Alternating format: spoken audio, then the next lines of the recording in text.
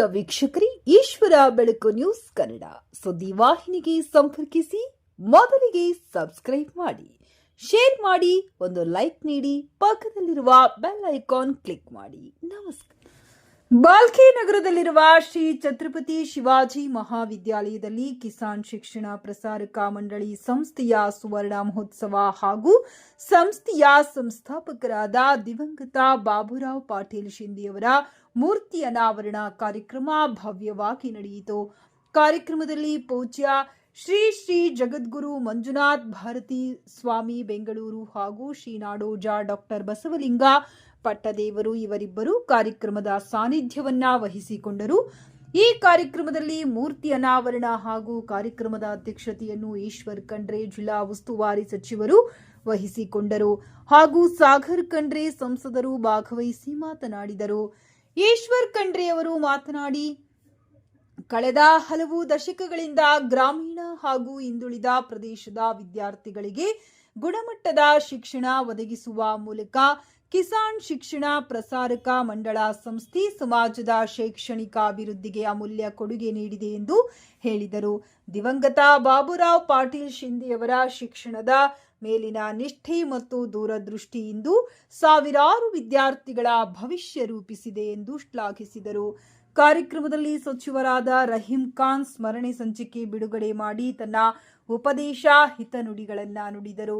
ಸಂಸದ ಸಾಗರ್ ಖಂಡ್ರೆ ಅವರು ಮಾತನಾಡಿ, ಗ್ರಾಮೀಣ ವಿದ್ಯಾರ್ಥಿಗಳಿಗೆ ಶಿಕ್ಷಣದ ಮೂಲಕ ಅವಕಾಶ ಕಲ್ಪಿಸುವಲ್ಲಿ ಈ ಸಂಸ್ಥೆಯ ಪಾತ್ರ ಅತ್ಯಂತ ಮಹತ್ವದ್ದಾಗಿದ್ದು, ಶಿಕ್ಷಣವೇ ಸಾಮಾಜಿಕ ಮತ್ತು ಆರ್ಥಿಕ ಉನ್ನತಿಗೆ ಮೂಲವಾಗಿದೆ ಎಂದು ಅಭಿಪ್ರಾಯ ವ್ಯಕ್ತಪಡಿಸಿದರು. ಸಂಸ್ಥೆಯ ಸುವರ್ಣ ಮಹೋತ್ಸವವು ಅದರ ಶೈಕ್ಷಣಿಕ ಸೇವೆಯ ಯಶಸ್ಸಿನ ಪ್ರತೀಕವಾಗಿದೆ ಎಂದು ಹೇಳಿದರು. ಕಾರ್ಯಕ್ರಮದ ಮುಖ್ಯ ಅತಿಥಿಯಾಗಿ ಸನ್ಮಾನ್ಯ ಶ್ರೀ ಸಂಭಾಜಿರಾವ್ ಪಾಟೀಲ್ ನೀಲಂಗೇಕರ್, ಮಾಜಿ ಸಚಿವರು ಮಹಾರಾಷ್ಟ್ರ, ಡಾಕ್ಟರ್ ಶೈಲೇಂದ್ರ ಬೆಳ್ದಾಳಿ ಶಾಸಕರು, ಶ್ರೀ ಜಿಎಚ್ ಮರಿಯೋಜಿರಾವ್, ಪ್ರಕಾಶ್ ಖಂಡ್ರೆ, ಶ್ರೀ ವಿಜಯ್ ಸಿಂಗ್, ರವೀಂದ್ರ ಗಾಯಕ್ವಾಡಿ, ಮಾಜಿ ಲೋಕಸಭಾ ಸದಸ್ಯರು ಮಹಾರಾಷ್ಟ್ರ, ಡಿಕೆ ಸಿದ್ದರಾಮ್, ಮಾರುತರಾವ್ ಮೂಳೆ, ಸಾವಿರಾರು ಸಂಖ್ಯೆಯಲ್ಲಿ ಶಾಲೆಯ ಶಿಕ್ಷಕರು, ಸಿಬ್ಬಂದಿಗಳು ಹಾಗೂ ವಿದ್ಯಾರ್ಥಿಗಳು ಸೇರಿಕೊಂಡು ಕಾರ್ಯಕ್ರಮವನ್ನು ಯಶಸ್ವಿಗೊಳಿಸಿದರು.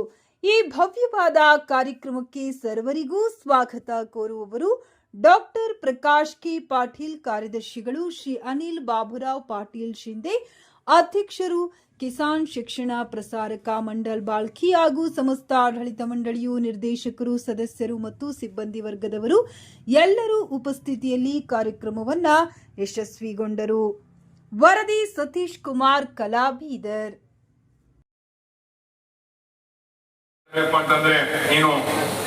ಕಿಸಾನ್ ಶಿಕ್ಷಣ ಪ್ರಸಾರಕ ಮಂಡಳಿ ಏನು ಶಿಕ್ಷಣ ಸಂಸ್ಥೆ 1973ರಲ್ಲಿ ಸ್ಥಾಪನೆ ಆಗಿತ್ತು.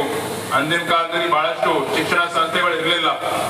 ಅದಕ್ಕಾಗಿ ಆವಾಗಿನ ಕಾಲದಲ್ಲಿ ಶಿಕ್ಷಣ ಸಂಸ್ಥೆಗಳು ಇರಲಿಲ್ಲ ಅಂತಂದ್ರೂ ಕೂಡ ದಿವಂಗತ ಬಾಬುರಾವ್ ಪಾಟೀಲ್ ಶಿಂದೆ ಹೊನ್ನಾಳಿಕರ್ ಸರ್ ಅವರು ಆವಾಗಿನ ಕಾಲದಲ್ಲಿ ಕಾಳಜಿ ವಹಿಸಿ ಶಿಕ್ಷಣ ಕೊಡ್ಬೇಕು, ಸಮಾಜ ಉದ್ಧಾರ ಆಗ್ಬೇಕು ಅಂತಂಬುದೇನೋ ಅದೊಂದೇನು ಕನಸಿತ್ತು.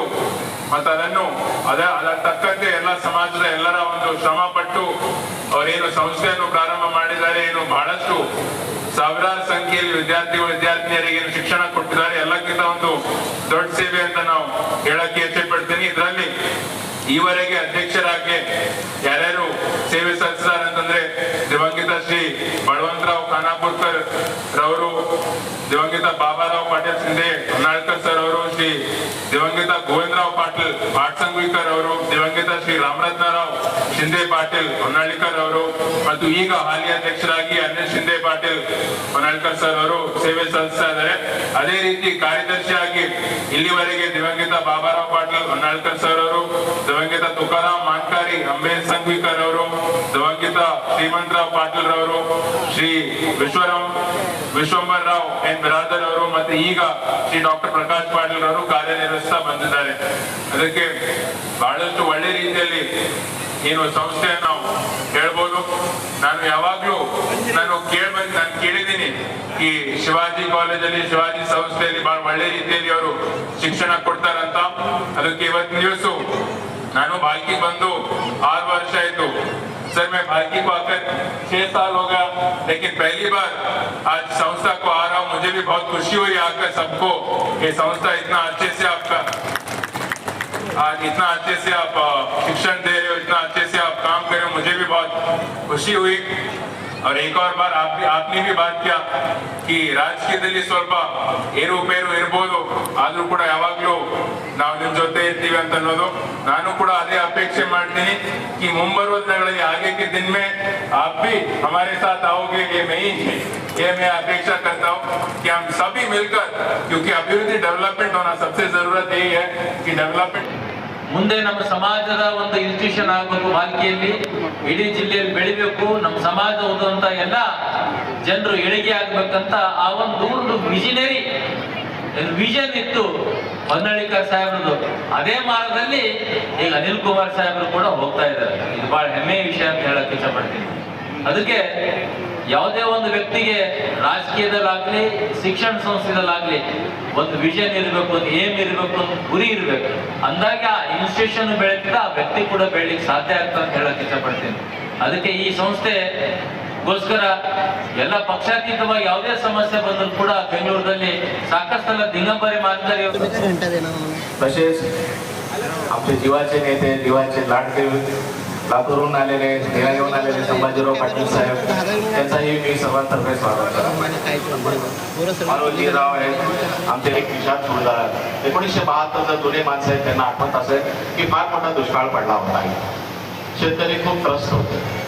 या संस्थेचे जे संस्थापक लोक आहेत, मग ते बाबाराव पाटील उन्हाळीकर असो, यशवंतरावजी सायगावकर असो, आमचे सुरजजी असो, बरेचसे लोक जर पाहिलं तरी सगळे फ्रीडम फायटर. निजाम काळात त्यांनी प्रचंड असे भयानक अशी लढाई लढली. माझे काका गौरव पाटील, त्याची गाथा ऐकलं तर फार नाही. या लोकांनी 10-15 वर्ष आझादी भेटली, निजामाला काढून टाकले, भारत सरकार आला, 10-15 वर्ष आपल्या गणपती पाहिले, पण ते समाधानी नव्हते.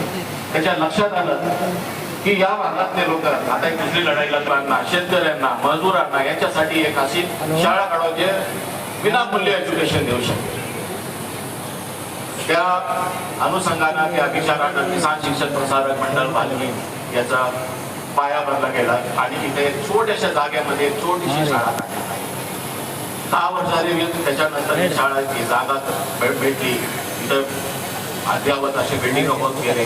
ज्युनियर कॉलेज झाला, डिग्री कॉलेज झालं, वगैरे बाकी IIT सगळे प्रोफेशनल कॉलेज झाले.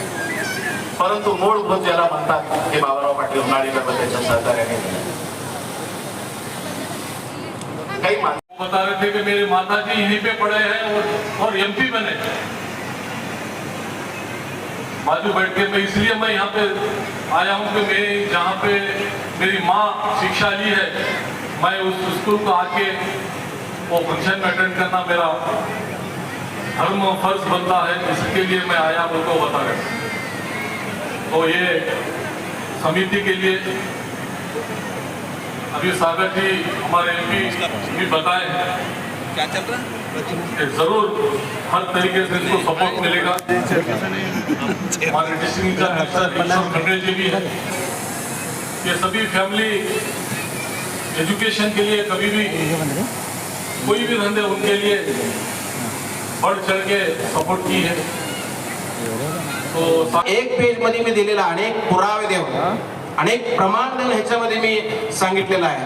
म्हणून विद्या ददाति विनयम, विद्या जो संपन्न आहे त्याच्याकडे विनय येत आहे, परंतु धन जिथं येतं तिथं विनय येईल अशातला भाग नाहीये.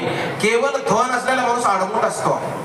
केवळ सत्ता असलेला माणूस थोडं काहीतरी व्यंग करू शकतो, काय बोलू शकतो, मुडी असतो, काय बी करू जातो. सत्ता आली म्हणजे काय वाऱ्यावरच उडू शकतो. म्हणजे खरोखर त्याच्याकडे जर विज्ञान असेल, विनय कसा येणार त्याच्याकडे? वाऱ्यावरच राहील, तो पायच लागणार नाही त्याचे कधी.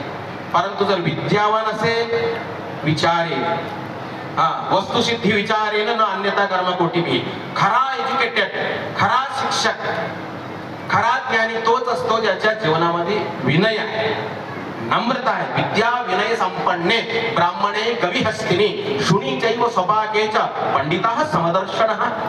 विद्यावान तोच आहे जो प्राणीला भी समान बघतो, शुचिला शुनी चैव स्वभागेच म्हणजे कुत्र्यामध्ये भी देवाला पाहतो.